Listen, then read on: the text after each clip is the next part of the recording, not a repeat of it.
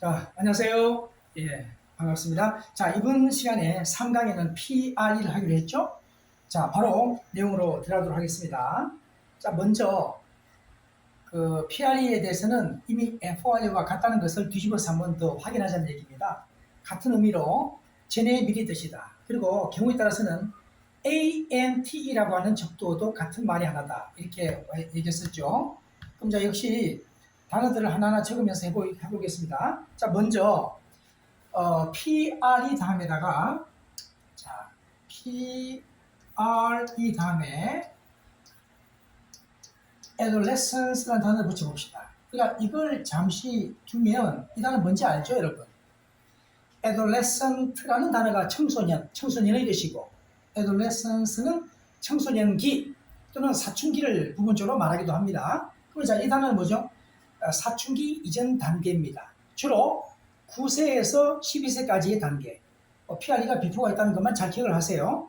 그 adolescence라는 단어 자체는 나중에 또 AD의 적도가 워낙 중요한데 이 AD가 방향성을 나타낼 때 to나 toward 그 다음에 OAS까지 이런 어원이 growing 자라나는 성장하는 뜻이에요. 따라서 어른으로 성장해가는 단계에 있다. 이런 논리가 adolescence입니다. 그 단어 자체가 중요하니까 참고하고요.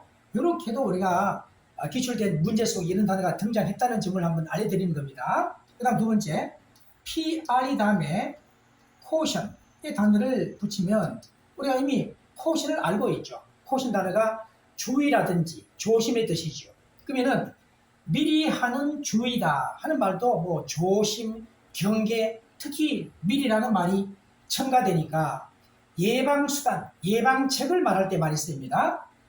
참고로 CAU까지의 어원은 take care, 이게 단어 어원인데 take care 자체가 주의하다, 유의하다 뜻이에요. 그래서 caution 단어가 주의, 유의 또는 신중함 이런 뜻을 나타낼 때 많이 쓰이죠.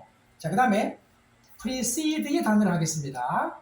자, PRE 다음에 CED가 가다의 뜻이다 하는 것을 이미 잠깐 언급한 바 있습니다. 1강에서. 그러면 자, 미리 간다는 말이 선행하다 뜻이 되겠죠. 그러면은 동의 관계로 앞서 우리가 잠깐 소개했던 단어가 있었는데 forgo, 그때는 forgoing을 했었는데 기본 동사는 forgo가 됩니다. FORE까지가 PRE와 같은 beforehand의 뜻이고 CED가 가다 뜻이니까 forgo가 동일하는 게 당연하죠. 그 다음에 또 이미 앞서 NT라는 이 접두어도 같은 의미가 있다고 했었죠. FORE나 PRE와 같은 의미의 접두가 있다 했으니까 이 단어도 이 precede 하면 같은 말이 돼요. 역시 선행하다, 앞서가다. 자, 그리고 또 잠시 후에 나오게 될 것인데 predate라는 말도 사실 같은 단어의 하나입니다. 날짜를 앞서 적다 해서 선행하다 할 때 이 단어도 precede와 같다는 걸 먼저 알아두세요. 그리고 이것을 풀어서 우리가 go before라고 그대로 표현하기도 한다. 자, 그러면은 이번에는요, 이 단어에 대한 명사가 앞섬이라는 명사가 되면은 참고로 precedence라는 단어가 있어요.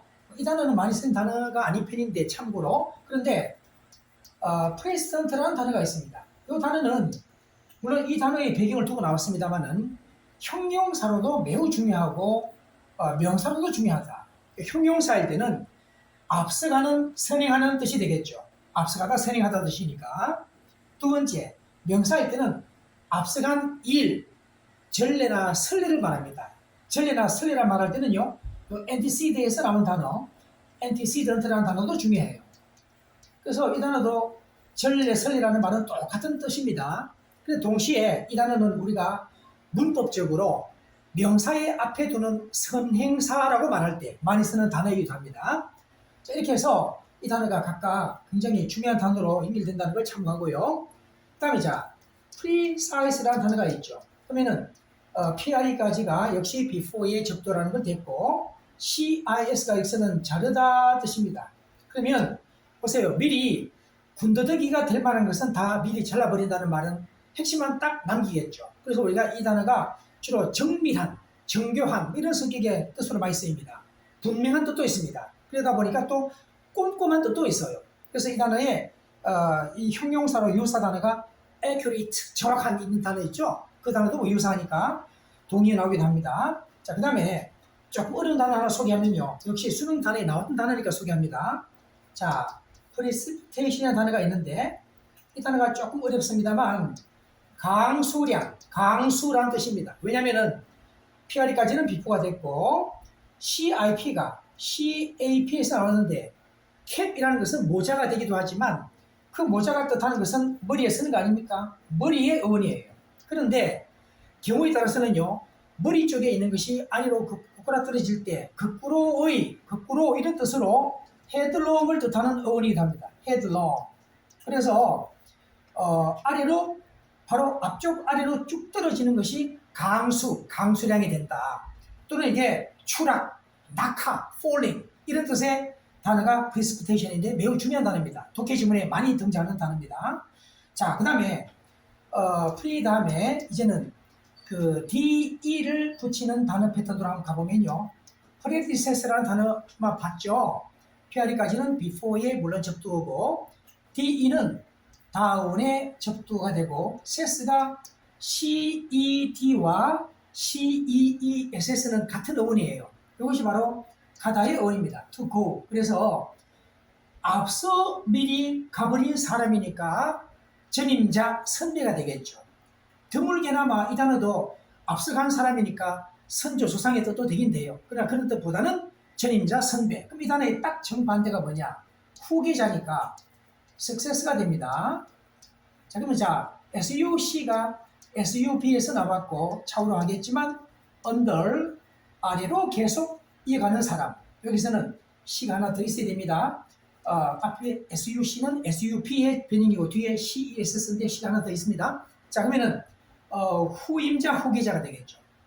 원래 succeed의 단어 자체가 성공하다 뜻이 아닐 때는 계승하다, 승계하다 뜻이니까 이렇게 확인하고요. 자, 그렇다면 이제 PRE 다음에 자, 우리가 다른 단어들을 조금 더 화면을 바꿔서 보겠습니다. 좀 단어가 많다 보니까 바꿔서 보겠습니다. 자, 이제는 predetermined라는 단어를 좀 볼까요? 자, 그 다음에 PRE 다음에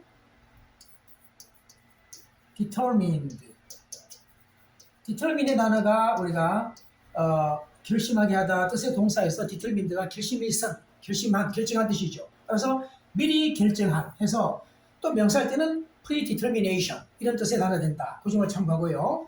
또 predominant. 자, 여기서 PRE까지 다음에 도민까지의 어원이 must입니다. must는 뭐 주인이라든지 지배자 뜻이죠. 따라서 가장 앞서 나간 지배자 입장에서는 어떤 누구보다도 힘이 우세하겠죠. 그래서 어떤 지배적인, 우세한, 탁월한 이런 식의 널리 행해지는 이런 말도 있고요. 그래서 나중에 우리가 하게 될 프레블런트의 단어와도 동일하다. 그리고 실제로는 다미넌트만 가지고도 거의 같은 뜻이 하나예요. PRE를 접두를 넣어서 좀 더 강조된 단어라 보면 돼요. 자, 그 다음에 preempt가 단어가 있는데 조금 어려워 보이지만 PRE 다음에 empt라는 말이 take입니다. 따라서 미리 취한다 이런 말에서 선취하다는 말, 앞서서 뭔가를 독점하는 겁니다. 동시에 이것은 또 적을 상대로 선제한다, 선제 공격이다 할 때 preemptive strike, 요 emptive 하게 되면 형용사 되는데 형용사도 많이 씁니다. 이렇게 해서 이번 시간에는요 우리가 PRE가 워낙 양이 많은 편이다 보니까 한 번에 다 PRE를 끝내지는 못하기 때문에 한 2번 또는 3번에 나누어서 이렇게 종합 정리를 하려고 해요. 그리고 참고로 이 단어 어원 배경을 토대로 이렇게 강의하다 보니까 또 구독자 중에서는 책에 관한 얘기를 하는 분들이 있는데 책을 제가 몇 번 낸 적이 있습니다. 지금은 시판되고 있지 않지만 지금은 뭐 수거책은 현재 나와 있습니다만은 과거에 2001년도에 어휘책을 쓴 내용이 이것이고요. 참고하기 바랍니다. 이거는 키 출판사라고 해서 저희도 영어 교재를 주로 많이 내는 출판사예요. 참고로 이것은요 또 역시 어휘책인데 제가 다른 문법이나 독해책을 소개하지 않고 어휘책만 소개해드리는 겁니다. 2008년도에 나왔는데 시중에 판매되다가 현재는 절판되는 상황입니다. 참고로 이것은 지난해 2022년도에 출간된 책인데 어휘와 마찬가지의 한 영역이 확대되는 내용으로 수거책입니다. 제가 다시 한번 말씀드리지만 이 시간에 말씀으로 다 전달 못 드리는 그런 내용들은 여러분에게 이렇게 이제 지금 강의로는 소개하고 있지만 자료에 대해서는 신청하는 분들한테 드리도록 할 테니까 이런 내용들에 대해서 나중에 또 재확인을 해드리겠습니다만은 자 그렇게 해서 이렇게 이런 내용들을 드릴 수가 없잖아요. 그래서 이것을 지난 시간에 소개했는데 자료 신청을 이렇게 하면 됩니다. 참고하고요. 다음 시간 또 열심히 또 해봅시다. 수고 많았습니다.